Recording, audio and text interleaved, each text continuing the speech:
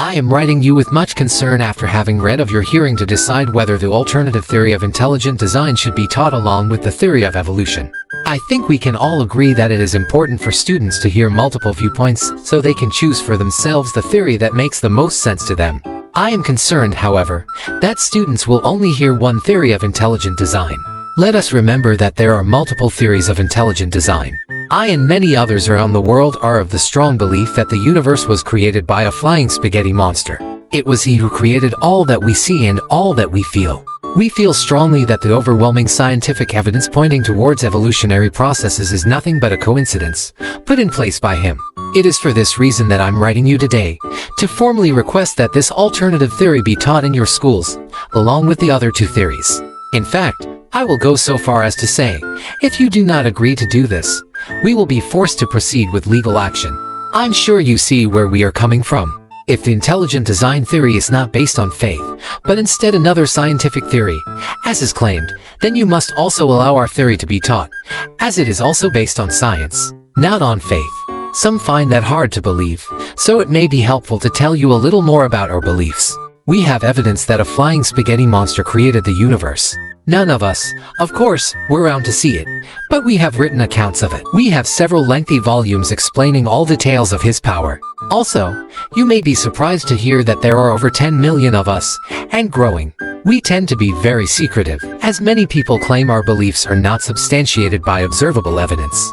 What these people don't understand is that he built the world to make us think the Earth is older than it really is. For example, a scientist may perform a carbon dating process on an artifact. He finds that approximately 75% of the carbon-14 has decayed by electron emission to nitrogen-14, and infers that this artifact is approximately 10,000 years old, as the half-life of carbon-14 appears to be 5,730 years. But what our scientist does not realize is that every time he makes a measurement, the flying spaghetti monster is there changing the results with his noodly appendage.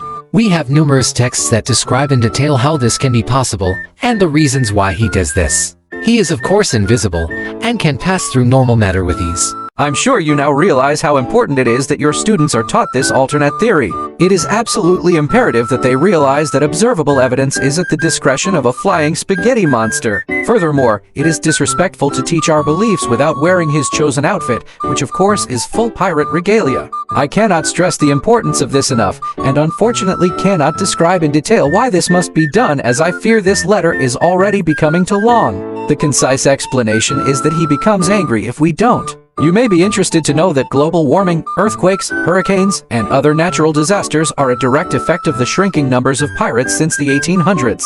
For your interest, I have included a graph of the approximate number of pirates versus the average global temperature over the last 200 years. As you can see, there is a statistically significant inverse relationship between pirates and global temperature. In conclusion, thank you for taking the time to hear our views and beliefs.